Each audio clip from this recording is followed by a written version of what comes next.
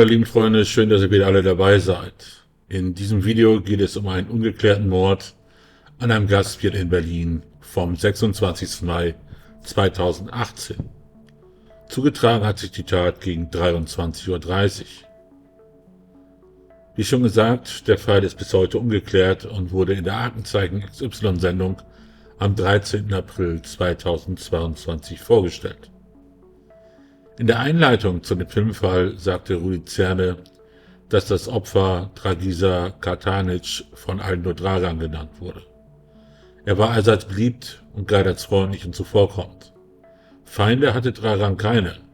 Aber was war dann das Motiv in diesem Fall? Dragan war regelmäßig mit größeren Bargeldbeträgen unterwegs. Hatte der Mord an Dragan vielleicht damit etwas zu tun? Die filmische Rekonstruktion beginnt damit, dass Dragan gerade in seinem Restaurant ist und ein Ehepaar abkassiert. Der Sprecher Christian Baumann erzählt, dass Dragan 63 Jahre alt ist, im ehemaligen Jugoslawien geboren wurde und eine deutsche Frau geheiratet hat. Und deswegen zog er da nach Deutschland. In der Spandauer Altstadt betreibt er seit vielen Jahren ein Restaurant mit Spezialitäten vom Balkan. Es handelte sich dabei um das Restaurant Mila in der Hafenstraße 17a. Das Restaurant heißt heute im Internet Rustica Balkan Kitchen.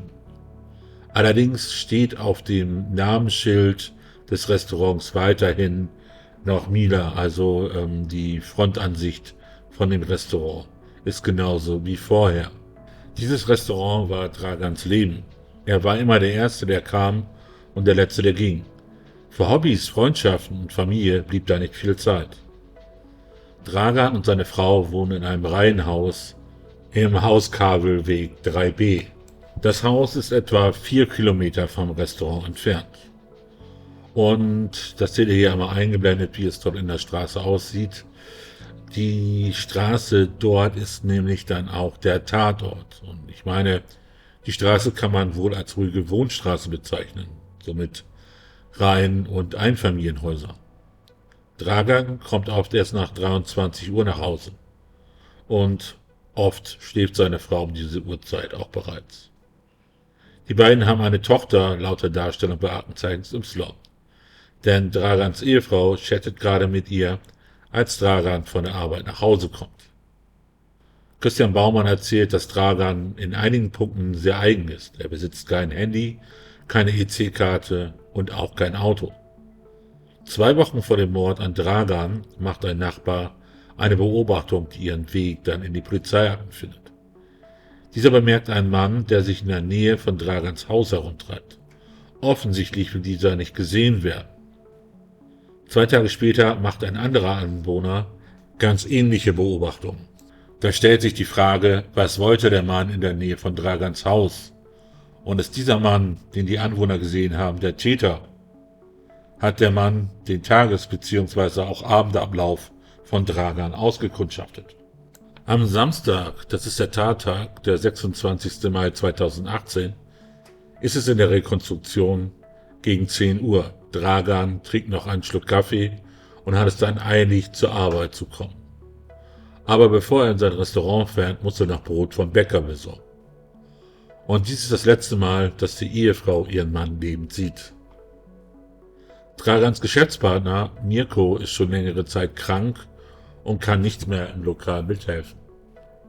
Mirko und Dragan unterhalten sich dann an diesem Abend zusammen im Restaurant, während Milan seine Suppe isst.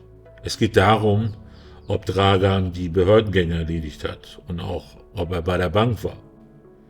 Dragan berichtet, dass er bei der Bank war, aber die Schlange wäre so lang gewesen, dass er gleich wieder gegangen ist. Und Mirko meint darauf, dann hast du die Einnahmen bestimmt auch nicht eingezahlt. Die anderen Dinge und die Einnahmen einzahlen, das will Dragan dann am Montag erledigen. So sagte es auf jeden Fall Mila. Ja, und ich habe dann nochmal nachgeschaut, also das Restaurant hat jetzt auch einen anderen Geschäftsführer. Ich denke mal, das hat damit zu tun, da Dragan halt eben tot ist und der Milan aus gesundheitlichen Gründen im Restaurant nichts mehr machen kann, Also es ist meine Vermutung, wie man dieses Lokal dann wohl verkauft haben. Aber wie schon gesagt, nur eine reine Vermutung. Und sein Geschäftspartner Milan redet ihm dann ins Gewissen, dass er nicht so viel Geld mit sich herumtragen soll, denn wenn das jemand mitbekommt. Und Dragan fragt, wer das denn mitkriegen soll. Und außerdem ist es nicht mehr so viel, denn die Geschäfte laufen nicht mehr so gut. Und kurz vor 23 Uhr an diesem Abend, die letzten Gäste sind schon vor einiger Zeit gegangen, macht Dragan noch klar Schiff im Restaurant. Und auch die Küchenhilfe verabschiedet sich, nachdem sie die Küche sauber gemacht hat. Wenige Minuten später macht sich auch Dragan bereit, das Lokal zu verlassen. Das Geld aus der Kasse packt er dann in seine Geldbörse. Die Polizei hält es für möglich, dass sich weiteres Geld in seiner schwarzen Handschlauchentasche befunden hat. Zu Fuß macht sich Dragan dann auf den Weg zur nahegelegenen Bushaltestelle Moritzstraße. Dort steigt er um 23:16 Uhr in den Bus der Linie M37 in Richtung Waldkrankenhaus. Das konntet ihr gerade eben hier auch sehen oder könnt ihr hier auch sehen anhand des Bildes. Dragan wirkt völlig entspannt und im Bus scheint sich auch niemand für ihn zu interessieren. Also, dass da irgendjemand schaut, wann Dragan aussteigt und so weiter und so fort. Um 23:30 Uhr erreicht der Bus dann die Haltestelle im Speckterfeld Schulzentrum. Und auch beim Aussteigen gibt es keine Verdachtsmomente, dass ihm jemand gefolgt sein könnte. Auch das seht ihr hier, dass Dragan aus dem Bus ausgestiegen ist, Richtung zu Hause läuft und dort keiner hinter ihm ist. Bis zu seinem Haus sind es zu Fuß nur noch wenige Minuten. Google Maps zeigte an, dass es eine Wegstrecke von ungefähr 5 Minuten ist. Zur gleichen Zeit sind in der Nähe 2 Frauen mit dem Auto nach Hause unterwegs, die Zeugen werden. Und kurz nach der Bushaltestelle kommt Dragan dann noch einmal in das Sichtfeld einer Sicherheitskamera. Während Dragan sich auf dem Weg nach Hause befindet, folgt ihm ein Auto. Ein dunkler Van, der an der Kreuzung kurz anhält und ein anderes Auto vorbeilässt. Und dann folgt der Wagen weiter Dragan in seine Wohnstraße. Ob der Van etwas mit der Tat zu tun hat, konnte bis heute nicht endgültig geklärt werden. Bei diesem Van handelt es sich um einen Renault Espace 3, Baujahr 1996 bis 2002. Und kurz darauf ist Dragan dann vor seinem Haus. Und genau zu dieser Zeit meint ein Nachbar auf der Straße eine Männerstimme gehört zu haben. Er stellt dann den Ton seines Fernsehers aus, aber dann ist plötzlich wieder Stille. Und da das Ganze auch für ihn nicht bedrohlich klang, schaut er dann weiter Fernsehen. Und kurz darauf fahren die beiden Frauen, die dort auf dem Nachhauseweg sind, auf das Haus von Dragan zu. Ihnen kommt ein Auto entgegen, bei dem es sich aber mit Sicherheit nicht um den Van aus dem Überwachungsvideo handelt. In der filmischen Rekonstruktion kam der Wagen den Frauen entgegen und dieses Fahrzeug musste ein parkendes Fahrzeug umfahren. Der Fahrer hat dies aber sehr langsam bewerkstelligt. Als er an dem Wagen vorbei war, schaltete er das Licht aus und dann kurze Zeit später wieder ein. Also das Ganze wirkte so, zu diesem Zeitpunkt, als er dann diesen parkenden Wagen umfahren musste, als wenn er wohl irgendwie unschlüssig war, was er jetzt machen sollte, denn dieses andere Auto stand dort und er wäre mit seinem Fahrzeug dort genau im Blickfeld. Und als wenn er sich dann entschied, nachdem er das Fahrzeug umfahren hat, das Licht auszuschalten und später wieder einzuschalten, wenn er glaubte, dass die Fahrer oder der Fahrer des Fahrzeugs das Kennzeichen nicht mehr lesen kann. Dann sehen die beiden Frauen einen blutenden Mann auf der Straße liegen. Da sie aus Sicherheitsgründen nicht aussteigen wollten, rufen sie den Notarzt und warten im Fahrzeug auf das Eintreffen. Aber zu dem Zeitpunkt kommt dann ein Paar zu Fuß vorbei. Die sind anscheinend auf einem Spaziergang. Die beiden Frauen rufen dem Paar zu, dass dort jemand auf dem Boden auf der Straße liegt und sie aufpassen sollen.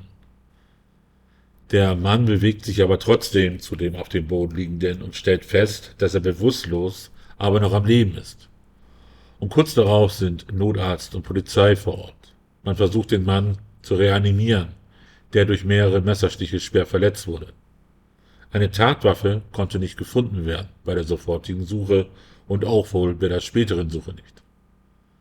Die Ermittler können dann ein Portemonnaie beim Opfer finden.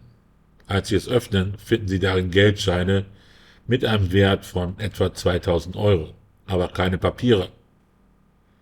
Seine Geldbörse und seine Bekleidung lassen darauf schließen, dass der Mann als Kellner arbeitet.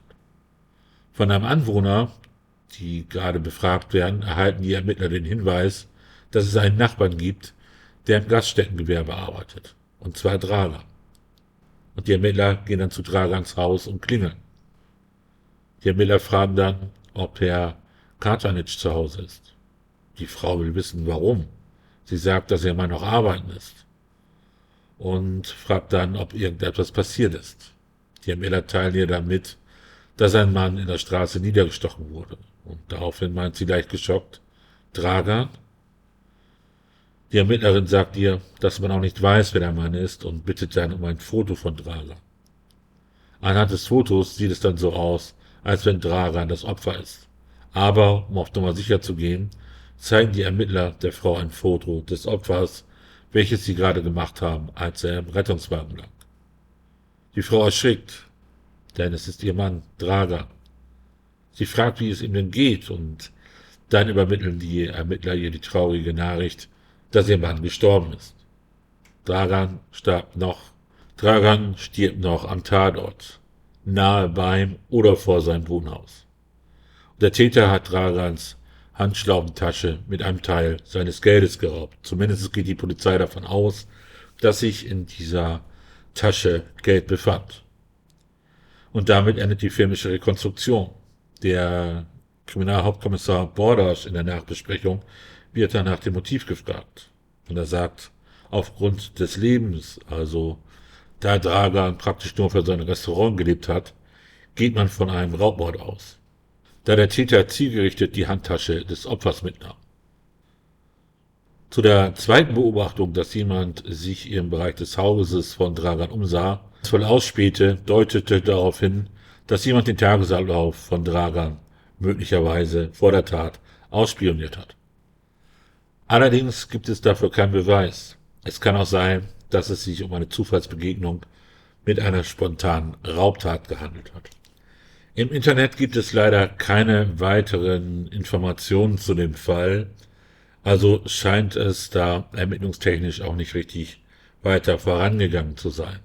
Für mich sieht das auch alles nach einem Raubmord aus, denn wie schon gesagt, dort im Bus ist niemand auf ihn aufmerksam geworden, der dann vielleicht gesagt haben könnte oder sich gedacht haben könnte, das ist ein Kellner, der könnte vielleicht Geld dabei haben, dem folge ich mal und den überfalle ich dann mal. Also er ist da wohl praktisch auch alleine ausgestiegen. Und ja, diese ganzen, wo ich jetzt euch die Bilder eingeblendet habe, das sind dann komplette Videos oder Videosequenzen. Und dort ist nichts irgendwie erkennbar, dass ihm dort irgendeiner gefolgt ist oder ihn anvisiert hat. Dieses Anvisieren fand dann praktisch nur einmal statt durch diesen Van, der ihm gefolgt ist, der ihm aber nicht gefolgt sein muss. Und dann gab es ja noch dieses Auto, welches die beiden Frauen da gesehen haben, welches ihnen entgegenkam. Aber da jetzt auch dieser Mann sich in der Nähe von Dragans Haus oder an Dragans Haus umgeschaut hat, ich denke mir mal, man kann wirklich davon ausgehen, dass er ausgespäht wurde, damit man ungefähr wusste, wann er nach Hause kommt, wie das Ganze beim Haus dort aussieht und so weiter und so fort. Und dass man dann einfach nur auf ihn zugekommen ist und hat Geld verlangt, er hat das Geld nicht rausgerückt und dann hat man auf ihn eingestochen. Wenn sich irgendwann mal etwas Neues in dem Fall ergeben sollte, werde ich natürlich ein Video dazu machen. Ich bedanke mich bei euch fürs Zuhören oder Zuschauen, je nachdem wie ihr meinen Content konsumiert. Passt auf euch auf und bis zum nächsten Video. Tschüss.